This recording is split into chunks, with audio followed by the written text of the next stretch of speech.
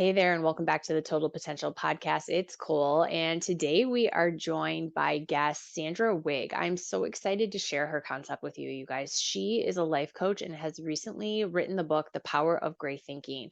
Now, Sandra has a lot of experience working with uh, university athletes, high level athletes, um, both to elevate their academic as well as their athletic and even personal performance. And Sandra's experience with this black or white thinking that we're either good or bad, we either did well or something went wrong, is uh, a space that leaves tons of room for self criticism, comparison, and judgment. And her concept of gray thinking offers so much freedom. I just cannot wait to share it with you guys. Sandra, thanks so much for joining me today. I'm so excited to talk about gray thinking. Whew. Well, it's a pleasure to be here to get to share this concept with you today. Oh, I can't wait. I think this is going to be really kind of a special way of thinking for our listeners who are, raising kids and really trying to do their best by them, not only for, their own mode of thinking, but as you usher in these little souls and kind of help them develop their mental models and stuff. I just think it's a really cool opportunity. But before we dive in, I'd like to know a little bit more. You've had a career behind you. Like, what are some of the things that have really led you to this space of gray thinking? Well, that's a good question, and really, I think often we stumble upon things in life that show up, and that's exactly how gray thinking came upon my mindset. Was I have had a lot of career changes. Started in the oil and gas industry. I live in Alberta, in Canada, and as a petroleum geologist, I'm kind of a love the science and whatnot in my background. Transitioned to being an at-home mom. I have three children, and we're all very active. So really, in that sports performance achievement kind of mindset, which I thought was, this is how you support your children. I then had an opportunity to move careers and focus on high performance athletes at the student athlete level, the varsity level, at the University of Calgary and then at the University of British Columbia, working with them as an academic specialist, but also as a mindset coach. And that's where I really recognized that there are some issues here, and the status quo isn't working, and there had to be something more. It's easy for me to talk about it now because I can look back and connect the dots, but at the time, I was definitely of the mindset of, more, like striving, more is better. If you're struggling, here's what to do. Here's more to do, that sort of thing, because you've got to strive and push to move towards goals. And as I was in that process, I started to see some huge cracks in the mindset of these young men who were so overcome by the stress of the performance that they had lost sight of the vision of why they were Mhm. needing to perform. And so the performance became, the outcome has to be perfect, or I've got to be what everybody else wants me to be.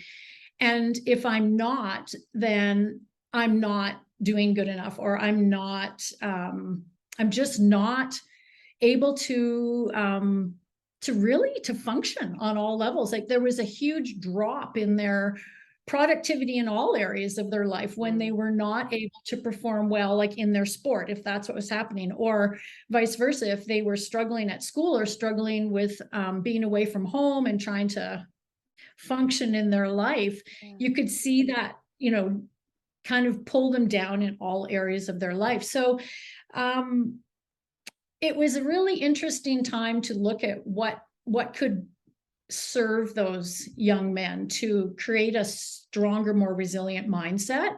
Mm. And that was, I guess, became my quest, is what what is it that these people, these young athletes could use that could really help boost them through all aspects of their life and keep them at a much healthier mindset? And it became very, very clear that we all live in that. And here I am seeing it in other people. But what the ironic part was is that I could not see it for myself, that I was actually, even though I was trying to formulate something for others, I was fully in it myself. Sure. And yeah, and it's sort of like being inside the bottle. You can't read the label, but I could for others. Like, it's easier to Yeah. see others.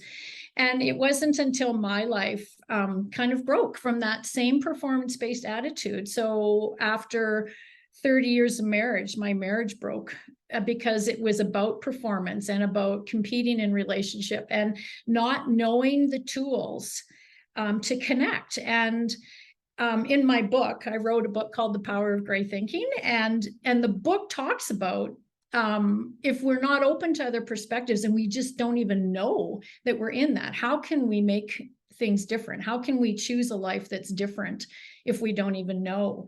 And that the whole gray thinking concept came to me is like, okay, we are all thinking we're either good or bad, or we have to be right and somebody has to be wrong.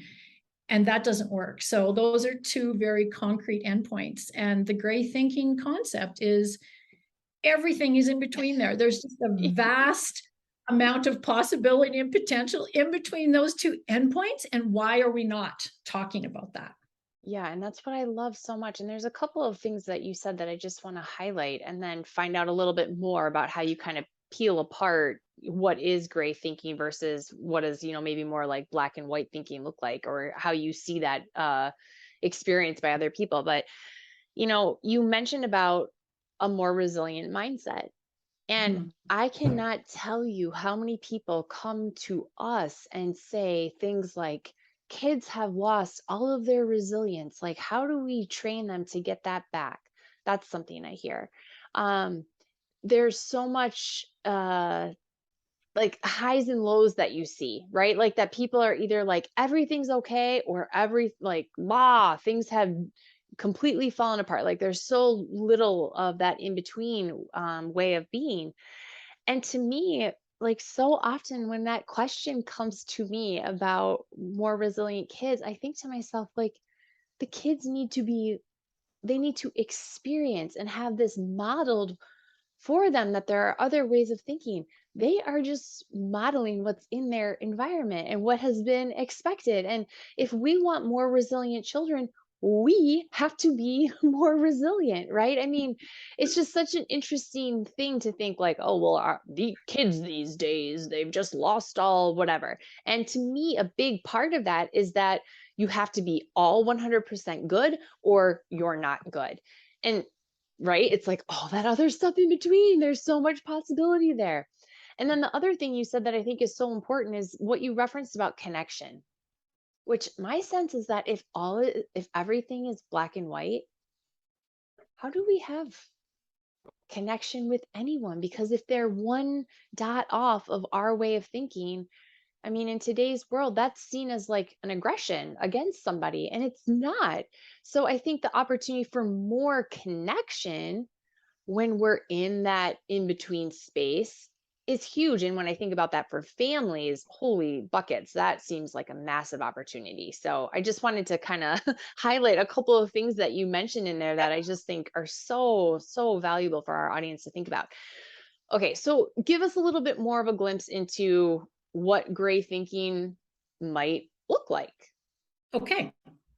That's a really good question. And I think the easiest way to really look at what gray thinking is to look at what it is not. And you've Okay. touched upon that already, Cole, in saying that, I'm either good or I'm bad, or I'm wrong and they're right. Or if I'm right, then I'm better than them. Or how could I not know how to do that? I must be stupid. Like it's those um, things we say to ourselves to create a position to where we are, to look to see if we can be good or to get it right. Mm, And you talk about a lot of highs and lows, and in the book I talk about that as a seesaw, and the plank of the seesaw sits on a point, and that point of reference, or that fulcrum, is judgment and comparison. mm. And so we ride the up and downs because everything that we take in is about an external construct of ourselves, based on exactly, what you said is,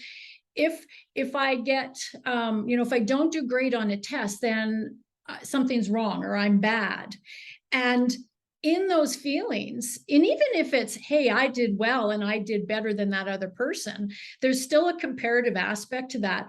And in that, it's the opposite of connection, as you said, because we isolate to create a sense of ourselves in the black and white construct. And that narrative tells us that we're, you're this compared to that person. There's a separation. Yeah. And it's in that separation there that we then feel alone. We've got to figure stuff out. How do I get back to good? How am I seen externally the way I want to be seen? And it's really meeting the expectations of others, and then expecting, the external validation to feel good about ourselves. And that leaves our sense of self in the hands of other people. And that is the It's ride, never gonna go well. the up and down. No, and for any of us, No.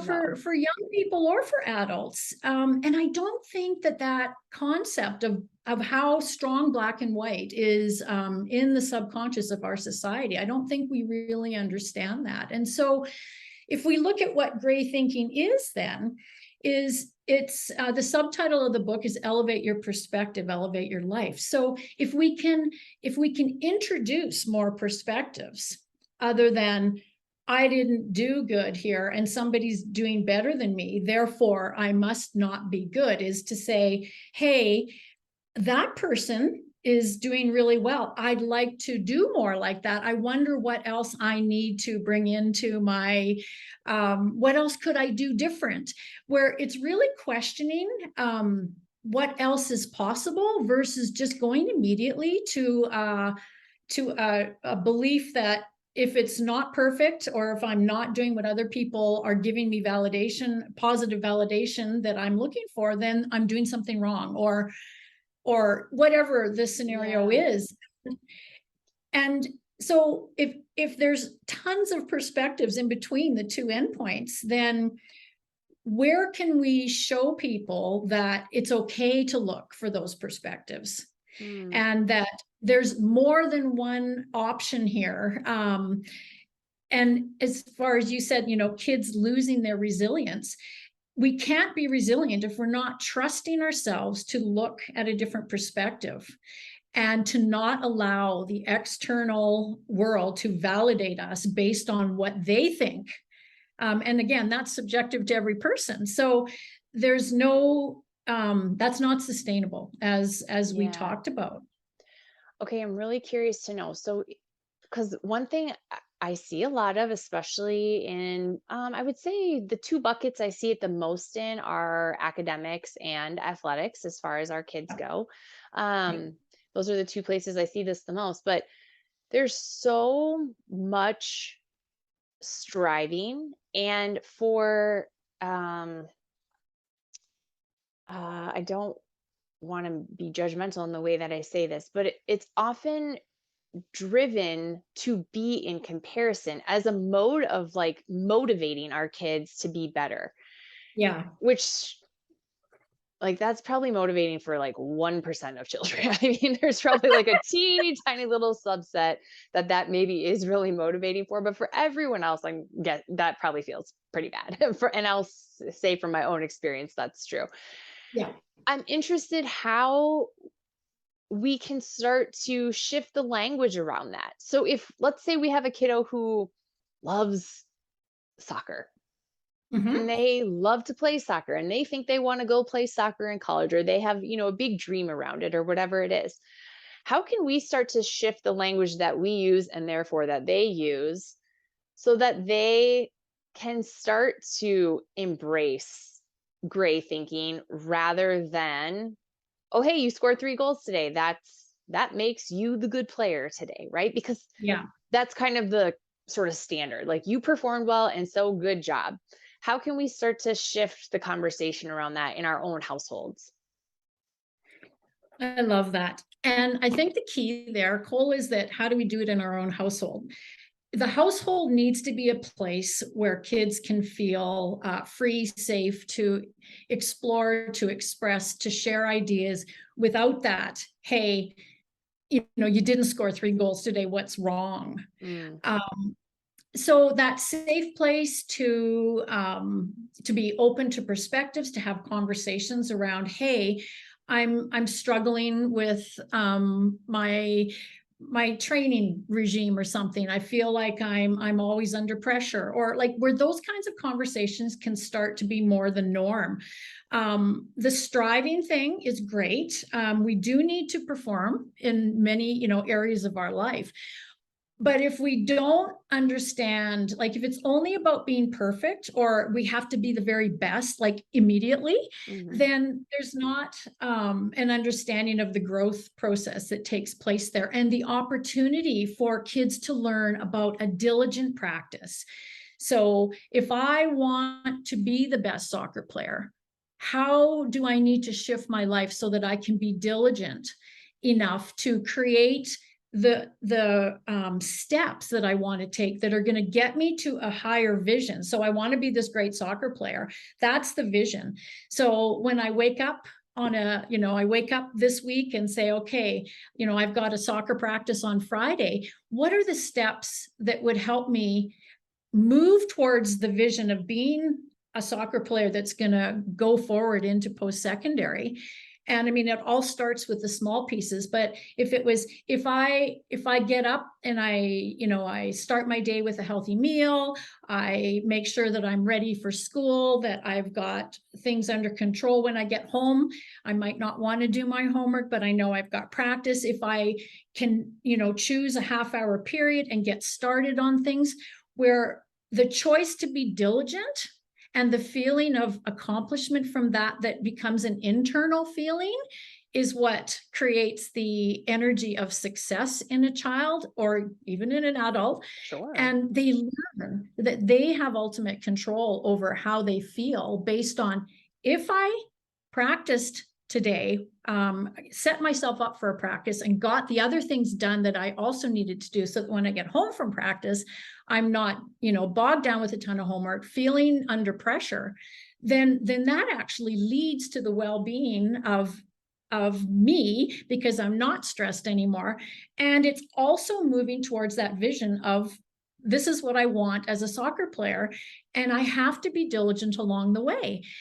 And as in a family environment too, we can talk about that. Hey, what were your action steps today, and were they in alignment with where this lovely dream and vision you have of soccer, versus you have a game on Friday, like how you got to be good, you got to score these goals, where there's the pressure on the outcome Mm, versus the sort of the joy or the excitement about the process of the experience leading up to that. But I really believe that key piece of teaching kids how to be diligent in their daily practice towards a vision, where they can say, hey, you know what, that was really hard for me to put my homework first, but I did it and I feel really good today. And those kinds of conversations around the dinner table, to say, I decided to come, to not go out with friends because I knew I was a bit behind in my homework, or I hadn't eaten very well today, so I came home to do that, take care of that. And that those small diligence wins and action steps towards the vision are what gets celebrated and encouraged, yeah, I so that, love the way you describe that. Especially the alignment. Now, I think a really challenging place, and I see this all the time, is it actually the kid's dream? yeah, Right? That's where it gets really, really, really dicey, because I see all the time kiddos who are just living out what their parents have told them they're supposed to, you know, be yep, good at or try. And so even the even the option to open the conversation and seek the perspective of, do you enjoy this? Mhm. Does this feed you?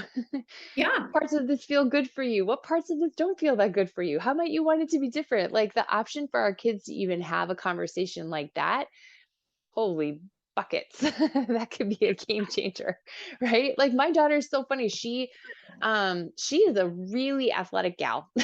And her brothers are so frustrated because they wish they had like a little of her athleticism. But she loves like creating and planning, and she's like, "Oh, I think it would be so fun to be a party planner." So, I mean, is she going to be a party planner? I have no idea. But it'd be super easy for us to be like, "Oh, you're really good at basketball. You should do that." yeah. She's not interested in it. But so this weekend we planned a Halloween party and that was her jam. Like she picked the food and she did the you know what I mean? Like there's other ways to support the dreams of our children that are their own. So I think the fact that you highlighted that alignment piece is really important for us as parents to consider as well. Well, it is, and I think you're right. If we have a desire for our kids or we see an area where they're strong and it becomes our focus to encourage them or drive them in that direction. I mean, some kids just won't take that initiative on their own. So it is great to have support. But I do agree with what you're saying is having those kinds of conversations around their desires. And I love the party planning example you gave because there's your daughter following a desire where she's encouraged to do it. And I think what kids learn there is that, hey, these internal desires that bring me joy actually have value, that my family or people around me see the value there, and they learn to trust their gray thinking. They Mm, learn to trust that what they're experiencing and how they're feeling themselves with that inner sense of joy and peace and ease and creativity and excitement is actually a viable way of creating resilience because we're trusting in what is in our hearts, that this is exciting to me. Now, not everything in life, there are things we have to yeah. be responsible for. Sometimes you Not still got to brush everything. your teeth. Yeah, you do. But I think that the more kids get to trust that when they have a desire or when they're following something, even though they don't know how to get there, that there's value in taking action steps towards that vision, no matter how small. Like even, the example of the party. Like, what about somebody that's like, oh, I'd really like to get, I don't know, a new pair of running shoes for my sport or whatever. Just, the process of saying, okay, how do I do that? What are the runners I want? There's a little bit of research that goes into that. um I wonder if this will meet my needs or if these will be cool or whatever that is. And then how do I create the funds for this, or how do I get these? And then the actual experience of going to buy them and then wearing them and enjoying them. It's not a panic, it's not an anxiety provoking experience. It's something, hey, this would be fun. How could I do this? And then what's going to be the outcome? But when we're in the constructs of black and white in the performance area, there's that piece of joy or that excitement to explore and to risk and be courageous with something new that kind of is diminished because the outcome is I have to be really good, or I have to Mm, be, I mean, the perfection thing comes in here. And I really think that perfection robs us of the opportunity to be risky and courageous, and it's unattainable. So it's such a block. It's such an obstacle to moving towards our vision in the first place when we've already put ourselves out there to say, if I'm not really good at this, then it's going to be embarrassing, or I shouldn't even try. And so that whole idea of celebrating small goals or desires or dreams within kids at home, and letting them have that creativity. And then as parents, unconditional support, because it teaches them to trust those inner guiding pieces and that they actually, what they like matters. yeah. And then they can transfer that into areas that are more challenging to be diligent about. And it's hard to move forward in some of those goals of being high level athletes or to be a super good student. It takes a lot. Yeah, it definitely does. What Okay, because I think if you kind of zoom away from some of the, quote unquote old ways of doing things, this this approach of gray thinking can feel, and I'm using quotes here because this is not how I would experience this, but can feel a little softer compared to the like just get in there and grind until you get the job done, right? Like that's kind of an old school mentality. Um, but what in that quote unquote softer way of approaching it, what have you seen become available for people that you've worked with when they do have this, still desire and they're still striving, but they're able to access this more expansive place? What do you see become possible for them in that? That's a great question because it is a softer approach, and I love that that's what your perception of it is.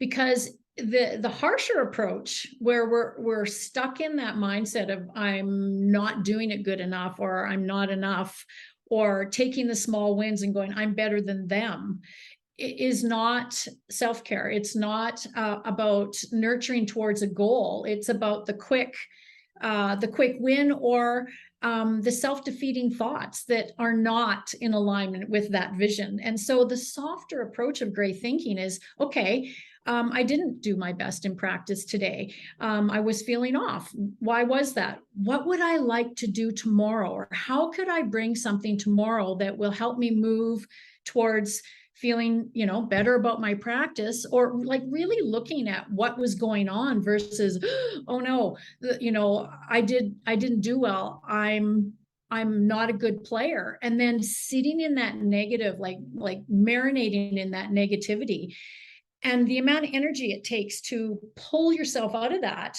could be better utilized in, hey, I need to spend half an hour on my homework, or I'm going to go hang out with my friends for an hour right now because I want to unwind.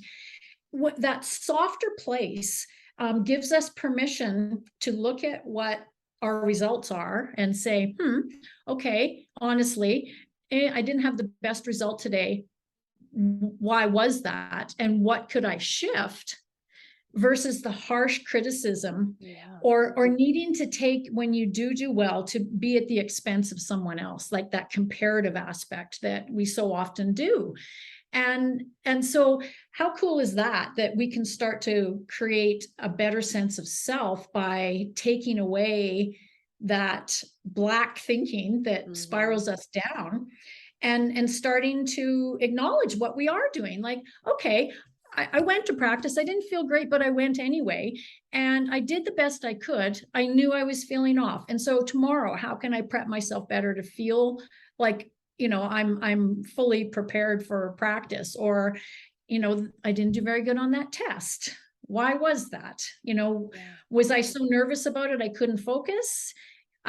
Coming away from needing to perform for the external grade or validation, and really focusing on what do I need to do to reach my vision. And, when we have bad days, to go, oh, okay, that didn't work out the way I wanted. What am I going to shift versus, ah, oh, I should have known better, or I'm just not able to handle this, or I'm so anxious because I'm not getting the result I'm Yeah. wanting. So I don't think kids, younger kiddos don't necessarily get the self-care part, but it is such an important resilient piece to build in the mind, that I can look at my results and I can say I could shift a perspective here, or I could learn from this, versus beating themselves up about it.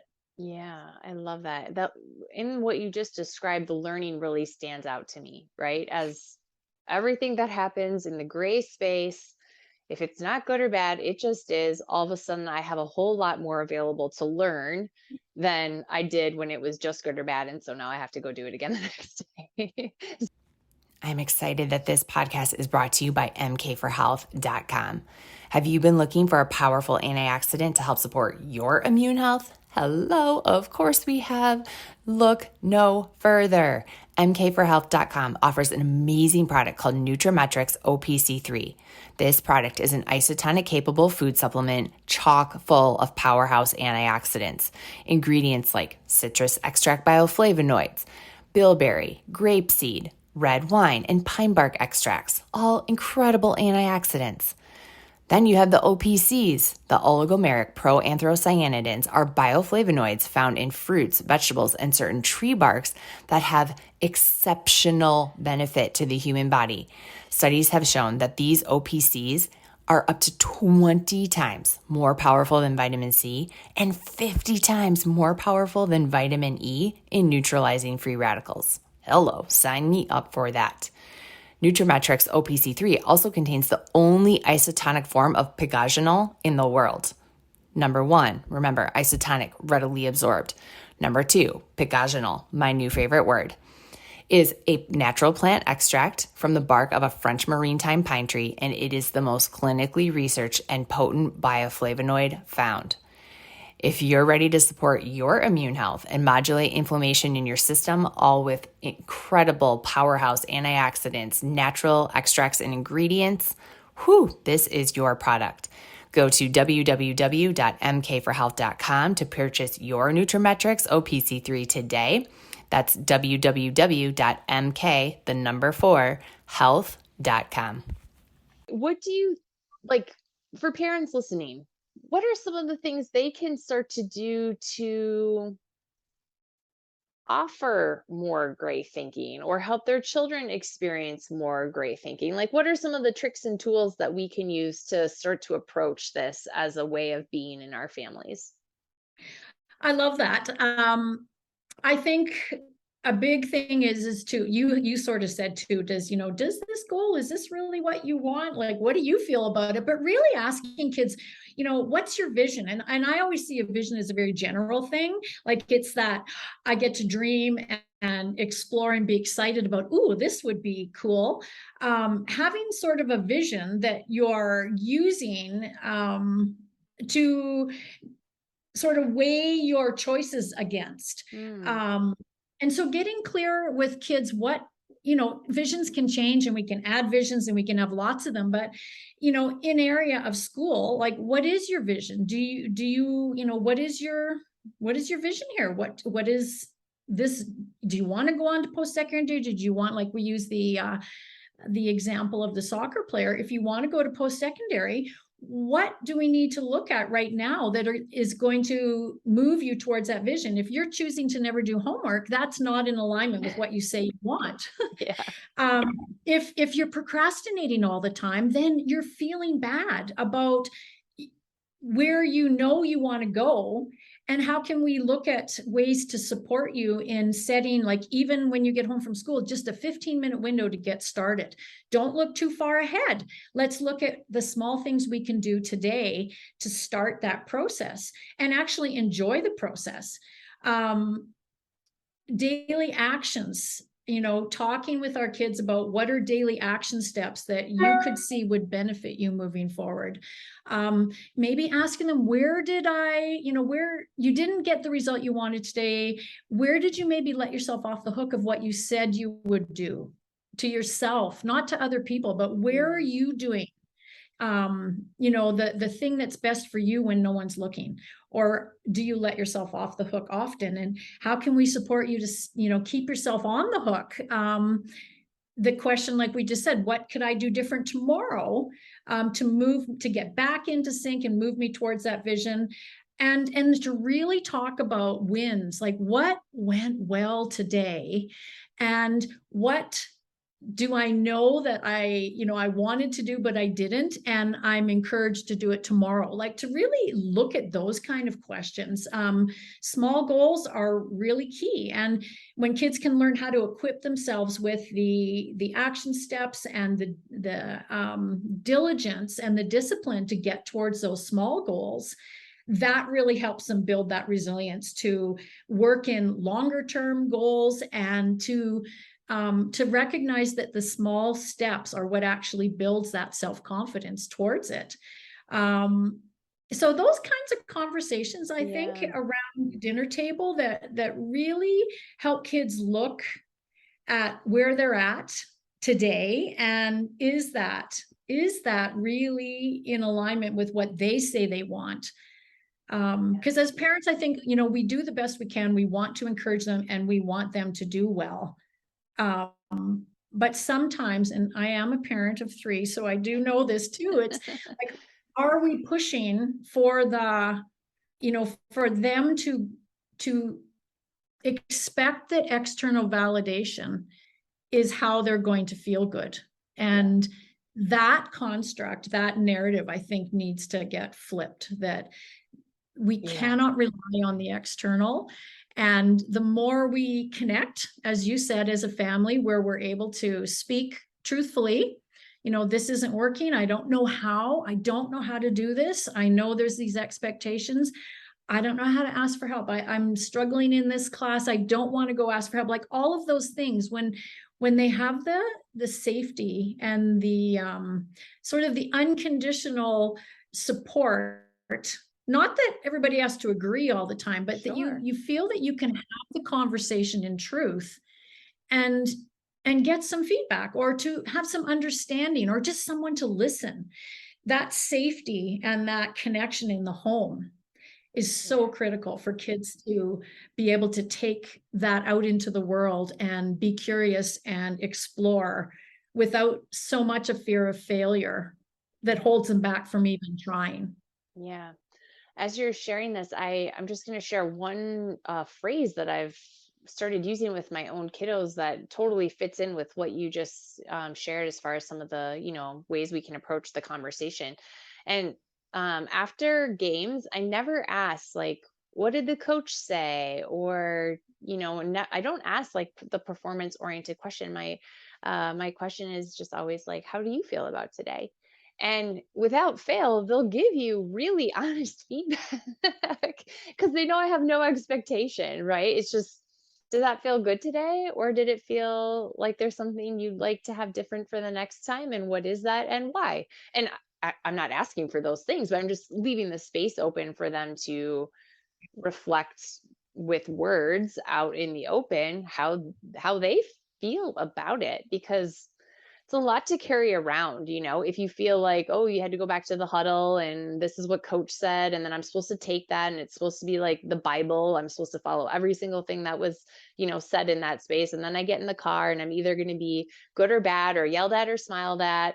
And and I'm going to be told the things I did wrong, the things I did good, and then I have to go home. Like it just seems so exhausting for our children. Right. It's so I completely stopped. And I mean, it's so conditioned. I honestly, like, I don't think we even realize we're doing it half the time, but um it didn't take long for me to realize that I was teaching him to absorb what the coach was saying as if it was absolutely true, when in the gray space, that's just one person's perspective. Right?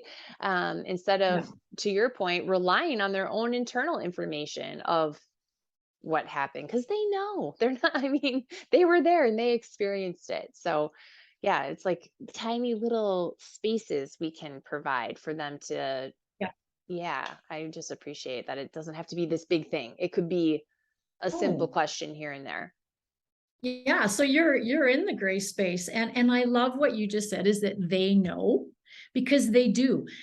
But if we always okay, no, how do I say this? I think when we emphasize external validation, they stop trusting that they Mm, do know, and their opinion of themselves becomes less important than the opinions of others, and that's how their confidence and their resilience gets eroded. mm, absolutely. Yeah, that's so well said. How Are there any other, like, outside, I hear the questions, right? And the way we can kind of train the mind to start to think more in this space. Are there any other, like, this will show you that I'm a yoga teacher, but are there any, like, other sensations or experiences that people have as they start to shift the mind? Are there other sensations people can kind of rely on to know that they're more in that gray space thinking? Yeah, I think that's a really good concept to bring up, because I feel like panic, anxiety, depression are such Mm, prevalent parts of our society, Western society now, where we're anxious about things. I have anxiety about this. Kids I think we chase the feel good, like to be comfortable, versus stepping into the risk of the unknown of relationships and of our goals and dreams. And so the discomfort, that sensation of discomfort, can often be labeled anxiety or panic or fear negatively. And I think when people can start to realize that anytime you're coming outside your comfort zone and you don't know how to do something, there's going to be a feeling of anxiousness or I don't know this. It's not comfortable. Yeah. And when we stay comfortable, then we don't really experience a whole lot of sensation because everything's just fine and easy. Mm. And anytime we start challenging ourselves and pushing ourselves, I actually call the barrier in my book the electric weeds. When we step into those weeds, you're going to feel it. And teaching our kids that that feeling isn't a bad thing. It's, hey, you don't know. And so you're going to feel a little uncomfortable, or this is new. You've never done it before. It's going to feel a little uncomfortable because as you learn, anytime we step into something we don't know, it's pushing the edge of our comfort zone and we're actually expanding ourselves, and that feels different. And so perhaps not labeling it as you're going to feel, maybe even uncomfortable is not the right word, but it is a sensation that we don't necessarily like when we're pushed into that outside our comfort zone. And maybe conversations around that of you're going to experience this, like, it immediately. If you go to do something that is wrong and that it's not what you're supposed to be doing, you're going to feel that immediately. You're going to feel a sense of, whoa, like stop, think. And that's another aspect of the gray thinking is stop when you feel a sensation. Look at it. What is this saying to me? And if you are, maybe moving up to the next tier of a team and your first practice, you don't know the people, you don't know if you're going to be in the, do I fit here? And to talk about, hey, this is going to be uncomfortable because it's a new step. You're going to feel it in your body and it's an opportunity for you to grow. And that's the feeling of growth. I think people resist that feeling because we want to feel good all the time. So it's avoiding pain to hold that comfort feeling. And, we try to control that. So we live a life trying to control and our outcomes to be comfortable versus, really stepping into the unknown, like I said, of relationships, which are very unknown, and our hopes and dreams. So that sensation or that conversation around what that feels like, I think can be hugely beneficial for kids to know, oh, I don't have to hold back when I feel that, my heart races, I feel a little like that also can propel me. It doesn't have to hold me back. Yeah, that instead of being a stop sign, it actually might be like a green light. That's a really Yeah. cool. Yeah, I love that. And I also love that you use the word expanding because from our previous conversation and, kind of really thinking through this concept, something that I just noticed in my own system is that like the black and white, it makes me feel like so small. Like I feel like I am like living inside of a tight box. And even the I know viewers or listeners can't see this, but when you used your hands originally to kind of, create this space where white is on one end and black is on the other, and there's all this space in between. Immediately when you said that and kind of showed that with your hands,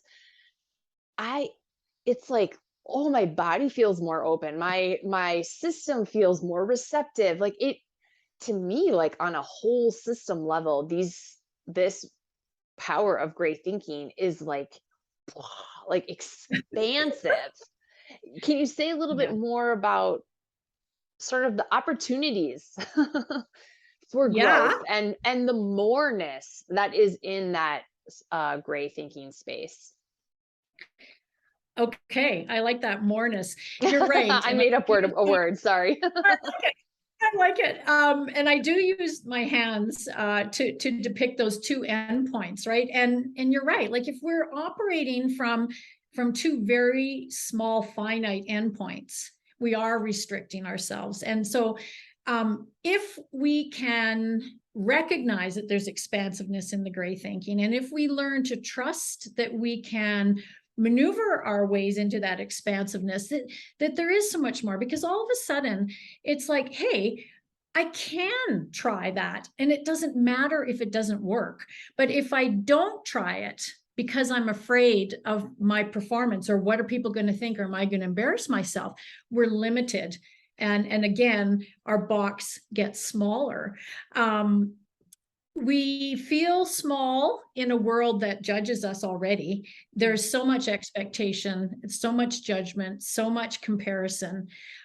If we can learn to look beyond that, to look through the lens of gray thinking, always, of what's possible and what's another perspective, I honestly see the empowerment, like these are empowering statements and empowering choices versus the disempowering of perfection, or I better not because I don't know how. Encouraging kids and families, like encouraging even adults, even ourselves, to say, what would be possible, or what would even be one thing that would be a why as to, that desire. Why would you want to follow that desire? What is it that you could, where could you grow in that? What could it do for how you feel about, your courage in trying things and in risking? So you're right. Like it's this, like, wow. Like, I love how Jordan Peterson said, head up, shoulders back, like walk into things with possibility versus what if, like, what if I did this and it doesn't work out? And that is truly allowing us to explore who we are, like who we really are, versus what the world says we're supposed to be. Like, we start taking off, these masks or constructs we've built to look a certain way. And we start showing up with nothing to hide and nothing to prove, but progressing because we have a vision in front of us.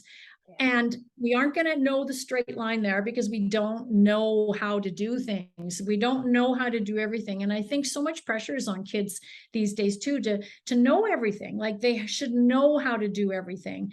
And then they're afraid to, to take the path and take a quick turn here, see what happens. Okay, that didn't work. I need to go back this way.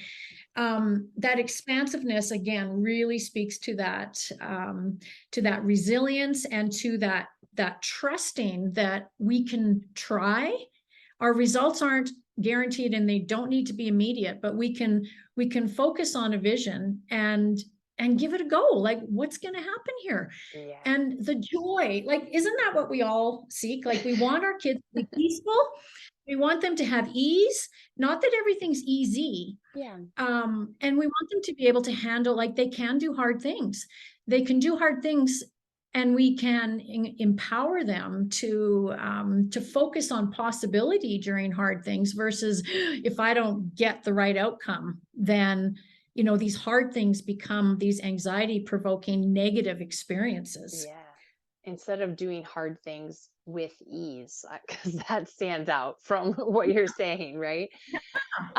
There's a couple of things in what you just said that I just want to highlight. One being that my sense is, as you start to have this own process in yourself, how much easier it is to have less judgment for others.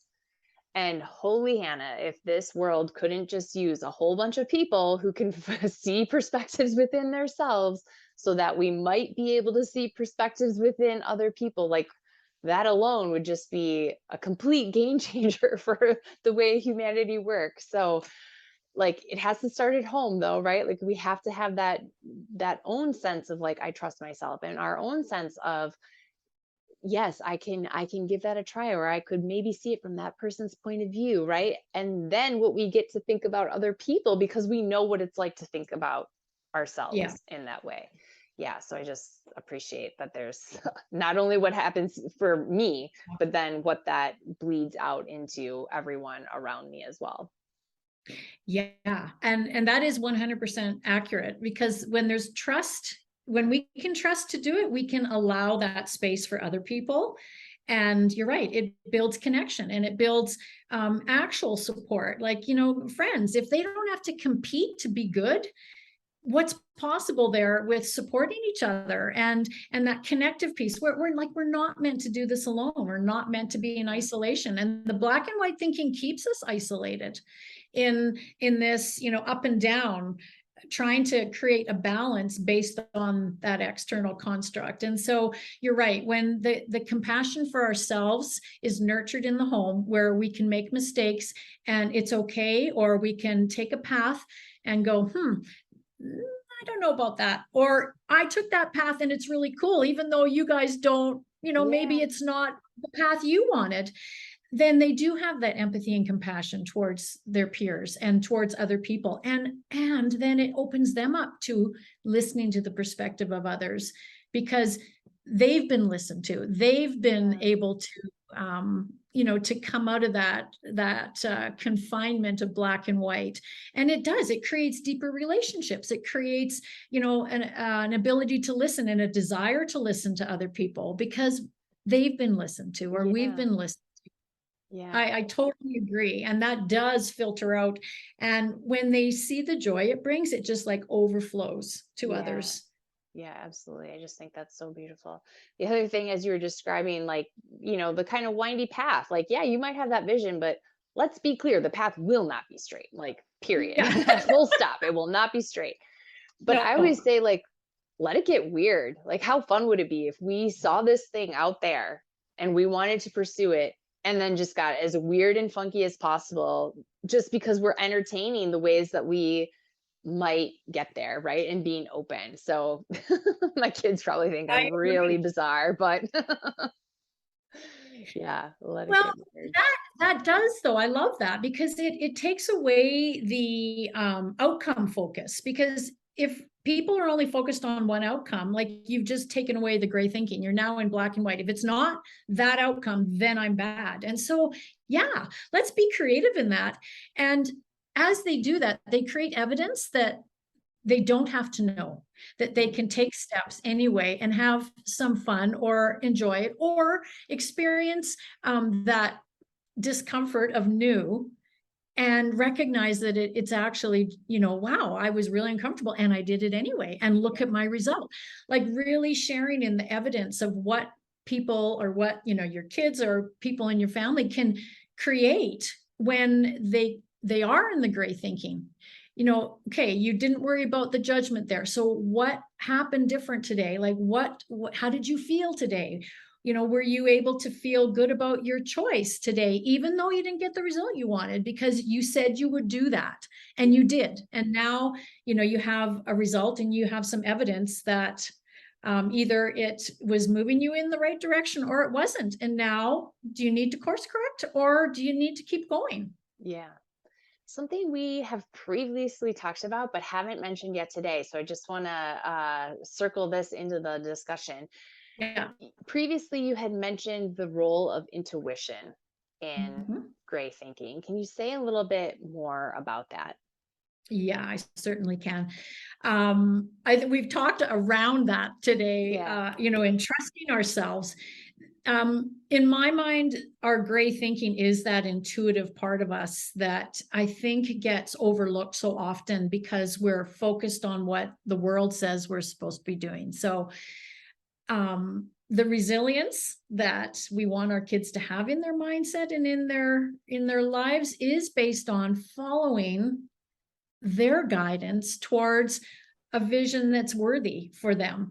And when we don't trust that, I remember, I think I might have written it in my book, but when I was writing my book, wow, like, did I ever come into my own performance-based approval? Like I had hired a writing coach and I didn't show her any work for 3 months because I was so worried about the feedback because I'd never done this before, right? And as I trusted my intuition to lead me, even though I didn't know, I thought I had no intuition because all these people are always talking about, oh yeah, I could feel that. Or, and I felt that in my gut. I'm like, I feel nothing. I don't feel anything because I thought I had to know it Mm, intellectually. And if I didn't know it, then I wasn't good enough, or I should know this. So really needing to be different or in a different place than I was. And when I learned to relax into that, so this is part of that, that place being at home where we've got a safe place to encourage our kids to relax and to unwind and, sort of de-escalate the stresses of the life so that they can hear better. They can trust what they're feeling or what they're being, ideas that are coming to them. That again, when I think back to the word I just used, the evidence, they have evidence that that intuitive guidance is actually helping them move towards what they say they want.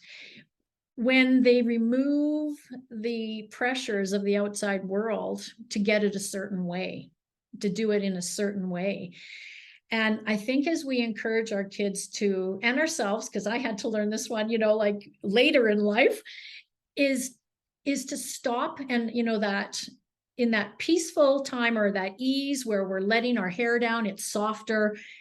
When we ask ourselves questions and then see what ideas come to us, or to really play with that, that intuitive guidance, that if we have a desire and we want to move towards that, what am I hearing or what am I feeling that would be a good next step, and not relying on other people to be giving us those steps. And that just really helps, like in the workforce or anything, like people that can see, okay, this is an issue, I could take this step or I could take this step, where they're not afraid of getting it wrong, when they can trust the ideas that come forth from that more intuitive director that really wants to help us get towards the vision or the goal that we have. And kids could really, I think that when they start to trust that within themselves, then they look less to the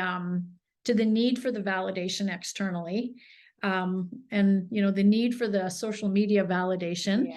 And they can learn they can do it themselves. Yeah. I love that. Something I just want to share really quickly about intuition, that most people, like you said, most people are waiting for like a language, like that their brain tells them a thought to confirm an understanding.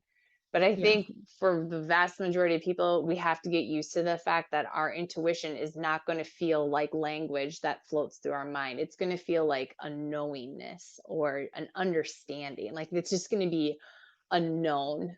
And I think for a lot of people, we've been so highly conditioned to be in our brains that I think for a lot of people that's kind of a foreign concept. But if they can play with that and all the gray thinking that might come along with that, of just like my brain isn't actually going to have language that is immediately going to resonate with this, might have even more like possibility of what the gray space might have to offer. Yeah. And that's coming out of the, we tend to always, I'm so busy. Yeah. When we're busy and we're doing all the time to try to achieve those, pieces of external validity that we need to know we're moving in the right direction, we don't get to hear that. We don't have the time or the space to go, maybe that's not such a good idea. Like the softer, I love that you use that again, that softer space where if we take a breath and go, okay, I'm in my black thinking right now because I'm, panicking that I have to do this. What if I just take a moment and say, okay, gray thinking, what have you got for me? Or, what's another perspective right now? And as soon as we ask that question, you can feel again, as you had talked about, how do I feel this? You can feel a sense of ease away from, I got to know, I got to get it right, to if I take a moment to figure out a perspective that would be maybe feel good in this moment, then I could follow that instead of being led by, this is a good thing to do, I better do that to be good. Like that whole striving works thing versus that trust. And I honestly think the opposite of anxiety is trust.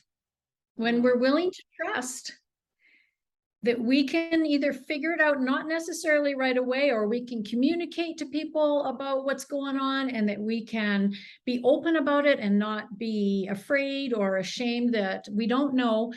And we trust in connection. We trust in the relationships that are there to support us. We trust in our intuition. We lessen the anxiety. Yeah. which I think a lot of people will hear and be like, okay, sign me up. I'll take, Yeah. I'll take that. Okay. I mean, I really am hopeful that even just the mental image of this, as the ends of the spectrum and then everything that's possible in between there. Like what a gift that in and of itself is. And then if folks can start to use the questions and just the ways of approaching what their big vision is. Oh, it's just like so yummy what's in there because there's so much potential and possibility. So for folks who are like, yes, I need to know more about this, where do they find more about you and the things that you're doing as well as the book? That's a great question, and thanks for bringing that up. I have just launched my book on Amazon, actually. So the book is called The Power of Gray Thinking, and my name, Sandra Wigg, as the author. So it's easily available on .com.ca, like all the Amazon platforms. And my website, sandrawigg.com, will take you Beautiful. to my coaching services. And the book itself has, at the end of every chapter, has like a summary and then reflection questions and then reflections and action. So you can implement the concepts or think about them. At least it's sort of provoking some thought on what could be different. And I've gotten good feedback on that, that it's actually asking you to be interactive. It's not, just read it and then move on. Yeah. It's like, okay, now what? Now what Yeah. can I do with this? And practice it. So yeah, I'm hoping that the message is empowering and supportive to people that really want to come out of that seesaw, that up and down of black and white, that just can take us out over time when we don't understand that we can trust ourselves to be ourselves. And when we are fully ourselves with other people, oh, it's just magic. Yeah, there's so much there. Oh man. Okay, Yeah. I love it so much. Thank you so much, Sandra, for being with us today and to everyone for listening. And we will catch you guys next time.